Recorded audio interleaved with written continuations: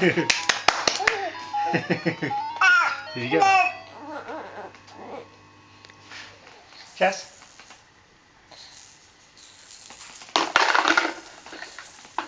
Oh, didn't work that time. Sure.